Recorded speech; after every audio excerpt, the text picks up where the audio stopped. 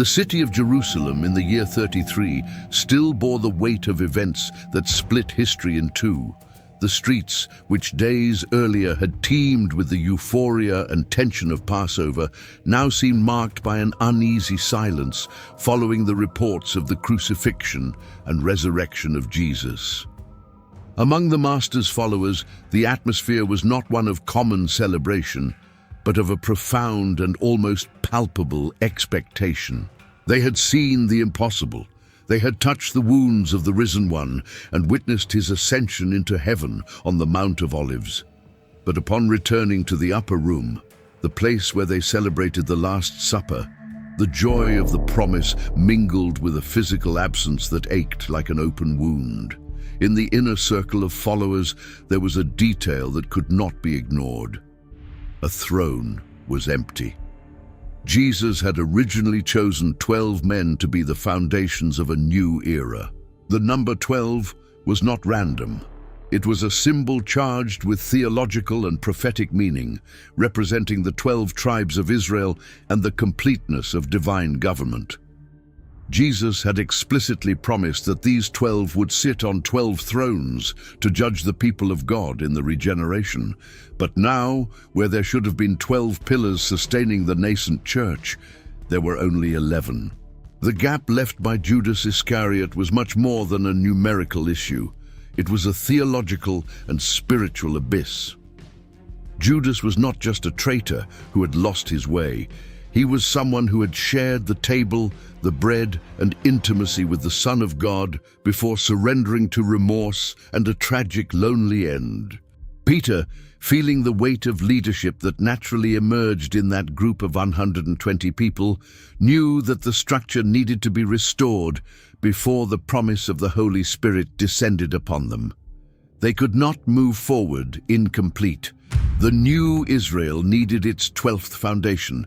It is in this setting of prayer and urgency that the figure of Matthias emerges.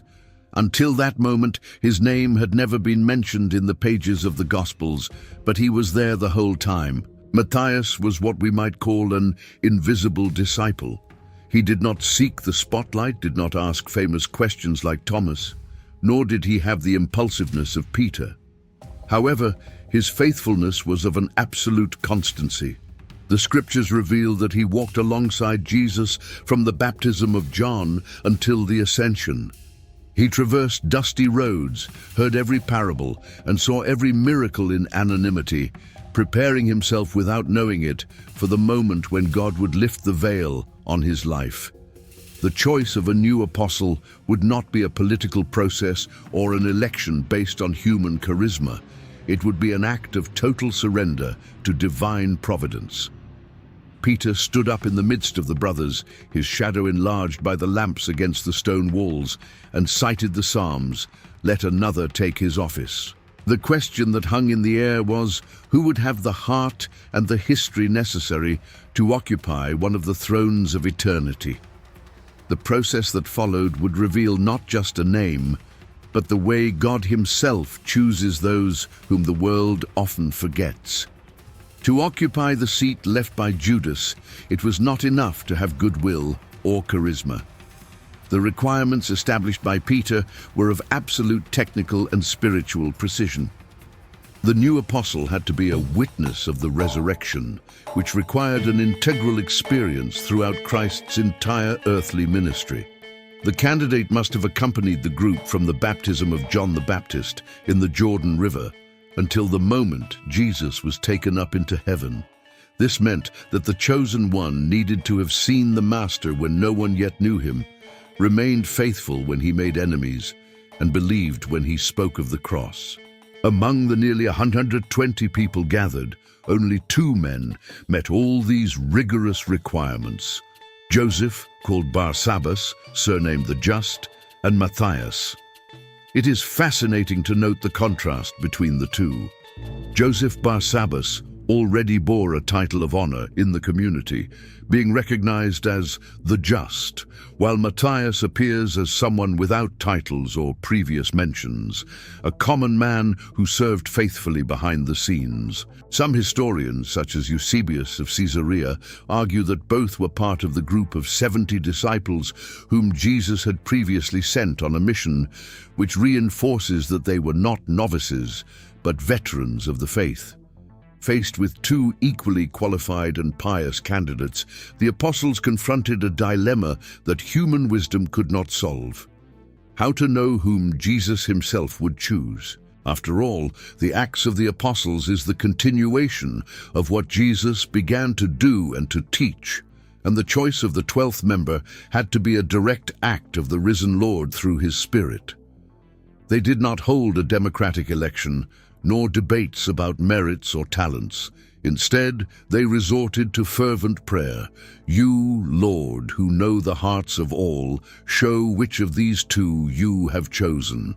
Following the prayer, they used the ancient method of casting lots. In the Jewish culture of that time, this was not a game of chance, but a sacred gesture of total surrender to God's providence, based on the principle that, by removing human choice, what remained would be the Lord's determination. They placed the names on stones or pieces of wood inside a container, and upon shaking it, the lot fell to Matthias. The dry sound of the stone hitting the floor of the upper room sealed Matthias's destiny. In that instant, the average Joe of the story, as some might call him, was elevated to the dignity of the apostolate. God had chosen the discreet man to complete the apostolic college, proving that he sees beyond appearances and titles. Matthias was then counted among the 11 apostles, and the group was finally complete to receive what would change the world forever a few days later. Matthias was not chosen just to occupy a future throne, but to receive an immediate promise. Just a few days after his election, he was gathered with the other apostles on the day of Pentecost, when the sound of a rushing mighty wind filled the upper room and tongues of fire rested upon each of them.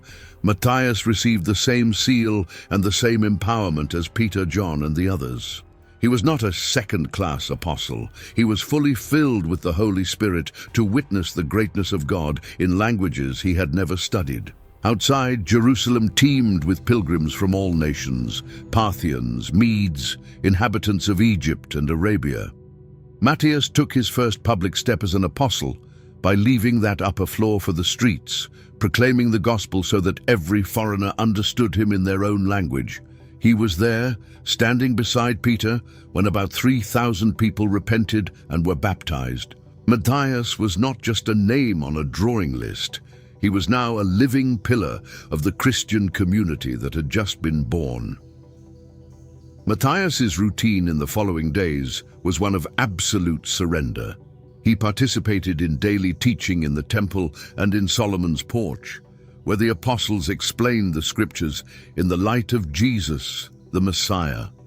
Although biblical accounts often focus on the acts of Peter and John, the scriptures state that many wonders and signs were done by the apostles, in the plural. This means that Matthias was present in the daily fellowship, the sharing of resources, and the spiritual guidance of a church that was growing meteorically and organically. Matthias experienced the contrast of walking the streets of Jerusalem no longer as an anonymous disciple, but as one of the 12 foundations chosen by God. He witnessed the extreme generosity of the new converts, who sold properties to help the needy, and helped sustain the unity of the group in the face of the first internal tensions. His presence was a constant reminder that God completes what he begins, and that the kingdom does not depend on famous central figures, but on men constant in the truth. Matthias's ministry was forged in the fire of the Spirit and in the pressure of Jerusalem's urban reality. He learned that being an apostle did not confer human prestige, but rather the responsibility to be an eyewitness of the resurrection. As the church expanded, Matthias remained firm in teaching and prayer. preparing himself for the challenges that growing opposition and geographic expansion would soon bring to the Apostolic College. With the Church's meteoric growth, opposition from religious authorities in Jerusalem became inevitable. Matthias, now fully integrated into the apostolic ministry, experienced firsthand the cost of occupying the place left by Judas. It did not take long for the preaching in Solomon's porch and the healings performed through the power of Jesus to disturb the Sanhedrin. The religious leadership watched with unease that group preaching Jesus as the Christ and saw their human authority challenged by divine signs. In one of the most dramatic episodes of apostolic life, all 12 apostles, including Matthias, were arrested and placed in the public prison. Imagine Matthias in that cell, divided between the stone walls and the silence of the night, awaiting an uncertain outcome. However, the Bible reports that an angel of the Lord opened the prison doors and ordered them to return to the temple to announce all the words of life. Matthias was there, sharing the shock, the miracle, and the immediate obedience of returning to teaching at dawn. Matthias's firmness was part of the collective conviction of a group that did not speak out of ambition, but out of obedience. He walked the same streets where he had previously been an anonymous disciple, but now he bore the responsibility of being an official witness of the resurrection. Even in the face of threats and growing persecution, he remained one of the voices sustaining the unity of the church, keeping alive the testimony of everything Jesus had accomplished. Matthias actively participated in the decisions that shaped the life of the nascent church. He was present when the first tensions arose over the distribution of food among widows, supporting the decision to choose 7 deacons so that the apostles could dedicate themselves exclusively to prayer and the teaching of the word. Although his name does not appear in individual speeches, his life shows that the kingdom of God depends on men who walk constantly in the truth, sustaining what is essential without seeking human prominence. This mature phase of Matthias's ministry was marked by a clear line of service, keeping alive the memory of the risen Christ for new generations of converts. As an eyewitness from John's baptism until the Ascension, he brought with him experiences that helped solidify teaching and strengthen the brothers in the face of the imminent death of other leaders, such as the deacon Stephen. Matthias remained firm in Jerusalem even when persecution scattered many disciples, serving as an invisible but unshakable pillar of the apostolic faith. As Jerusalem became a dangerous place for the apostles, the mission began to cross borders. The persecution following Stephen's death scattered many, but the apostles remained as the pillars sustaining the faith while new missionary fields were opened. It is here that the silence of the scriptures regarding Matthias generates the greatest speculation. Why does Luke, in the book of Acts, stop naming him specifically? The answer may lie in the very nature of the apostolic mission. Once the foundations were laid in Jerusalem, the apostles were sent as seeds to the rest of the world. Matthias, faithful to the call he received, did not remain static. The oldest traditions of the church, though often clothed in legendary elements, point to an intense missionary work. Some sources indicate that he may have preached in Judea for a time before venturing into regions such as Ethiopia, a bold and dangerous mission, far from everything he knew. Other traditions, equally ancient, suggest that he may have taken the gospel to the mountainous regions of Georgia in the Caucasus, between the Black Sea and the Caspian Sea. He no longer sought the glory of Jerusalem, but the fulfillment of Jesus' promise to be witnesses to the ends of the earth. Many question, if he was a legitimate apostle, why was his story not documented in detail like Paul's? The answer lies in the divine purpose of the biblical narrative. The Bible is not a biography of 12 men, but the account of God's redemption. Luke's focus in Acts shifts from the figures of the apostles to the unstoppable movement of the word itself. The fact that Matthias disappears from the record is not an indication of failure, but a sign that he fulfilled his role. He was one of the 12 foundations, someone who sustained the church at the time of its formation, and then went where the Spirit sent him, in the anonymity of a faith that did not need records to be real. Even without epistles bearing his name or records of his speeches, Matthias's memory persisted.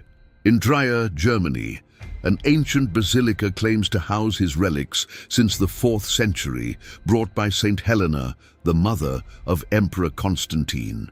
Whatever the archaeological truth, the fact is that tradition has kept his name alive for nearly 2 millennia as a patron of discreet faithfulness. Matthias teaches us that the authenticity of a call is not measured by how much the world knows your story, but by how faithful you remain to the one who chose you. He was not a plan B or a miscalculation by Peter. He was the instrument chosen by God to complete a number that had prophetic weight.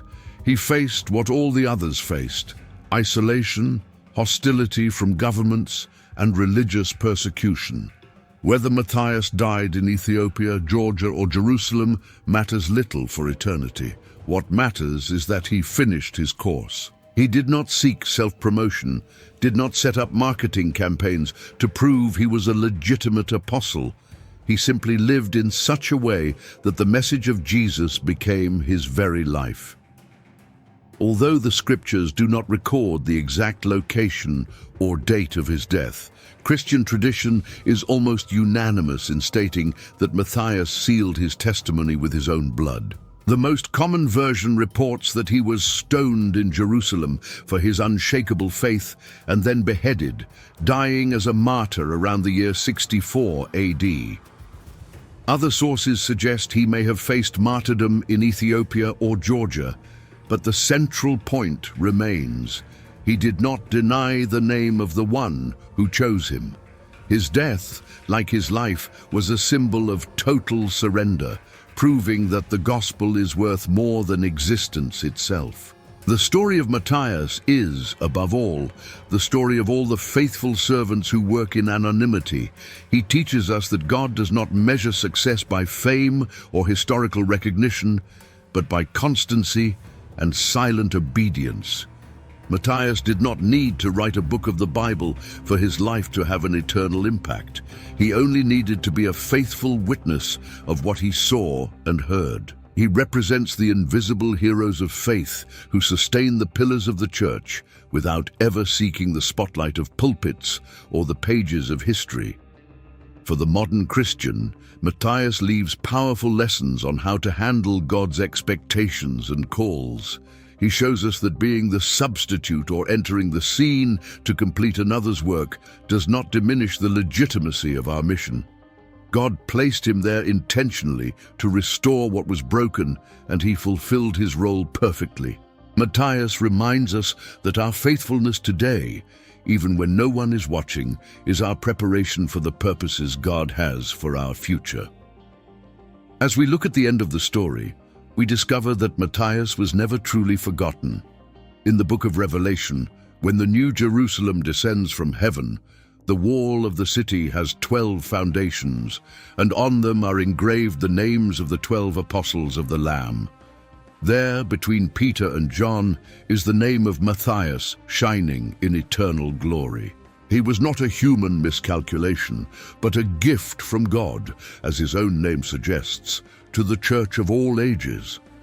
What will you do with the story you heard today?